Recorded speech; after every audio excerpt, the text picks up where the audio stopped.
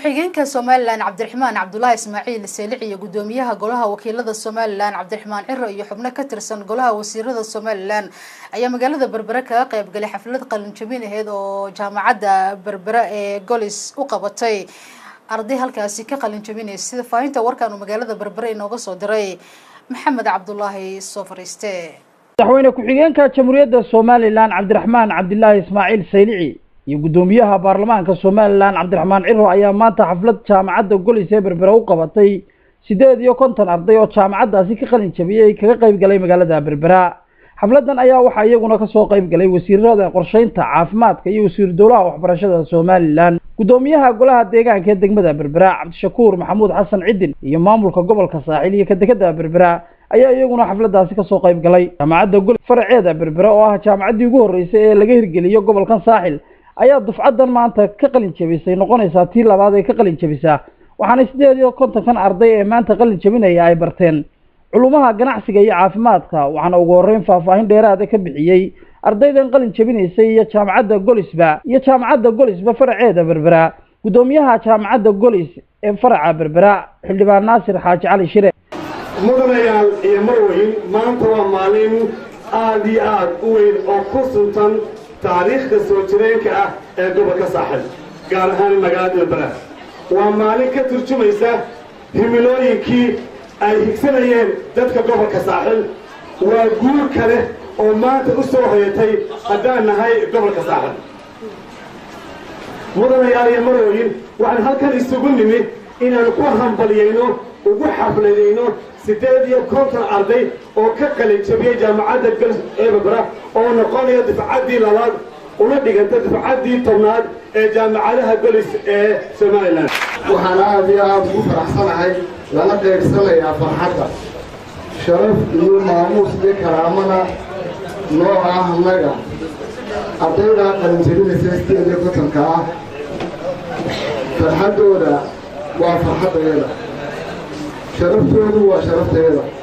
waa sharafta qaranka waa sharafta gobolka waa sharafta degmada runtii hadal badan omaan bixin oo hadalkeenta hadday waxaan u diin doonaa madaxweyne ku-xigeenka laba eray baan oran doonaa mid waxa weeye inaan hambalyeeyo kow ardayda maanta labada kulliyadood businesska iyo neersinka ka qalin jabisay jaamacadda Golis ee magaalada Berbera waxaan ku faraxsanahay inaan markii labaadna ka soo qayb galo waxaa maanta dhammaantiin farxad inoo ah oo ilaahay loogu mahadnaqa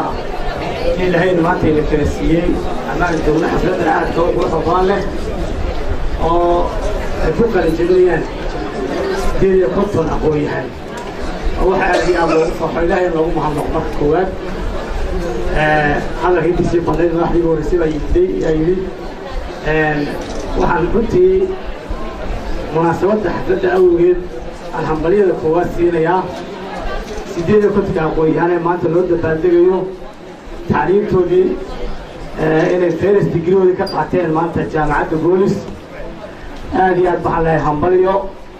waxaa kaloon hambalyada siinayaa waalidiintii ku soo tabacday ilaa maalintii ilaa tiriga ilaa maanta maalintii marxalad u tagay ku soo dadaalay ilaahay inuu suuro geliyay inay halka soo gaaraan iyaga waxaan leeyahay hambalyaan leeyahay jasaakumullah khayr ilaahay beertii aad beerateen ilaahay midba dhashay idinka dhigaa leeyahay gudoomiyaha jaamacadda culumta badda ee magaalada Berbera kabtan Cabdiraxmaan Axmed Ismaaciil iyo wasiirada dowlaha waxbarashada Somaliland kusimaha gudoomiyaha gobolka Saaxil Khadar Cali Cilmi iyo wasiirada qorsheynta iyo caafimaadka Somaliland oo iyaguna xafladda hadal ka soo jeediyay ayaa dhamaantood ardayda qalin jabinaysay ugu hambalyeeyay kuna dardaareynaya aqoonta ay barteen aanay halkaasi kaga hadhnaa ay sii wataan iyagoo dadkooga iyo dalkoogana uga faa'iideynaya. Maxamed Cabdullaahi Sofariste Somali Channel Hotel Mansour ee magaalada Berbera.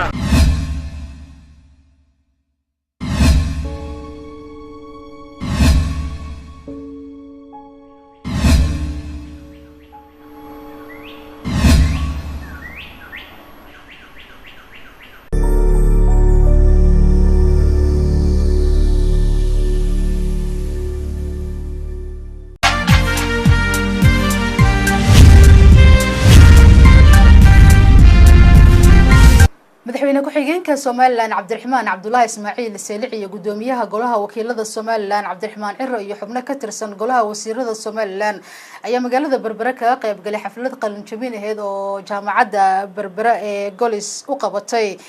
arday halkaasi ka qalin jabinay sida faahinta warkan oo magaalada Berbera inooga soo diray Maxamed Cabdullaahi Sofariste. madaxweyne ku-xigeenka Jamhuuriyadda Somaliland Cabdiraxmaan Cabdullaahi Ismaaciil Saylici iyo gudoomiyaha baarlamaanka Somaliland Cabdiraxmaan Ciro ayaa maanta xaflad jaamacadda Golis ee Berbera u qabatay 58 arday oo jaamacaddaasi ka qalin jabiyay kaga qayb galay magaalada Berbera.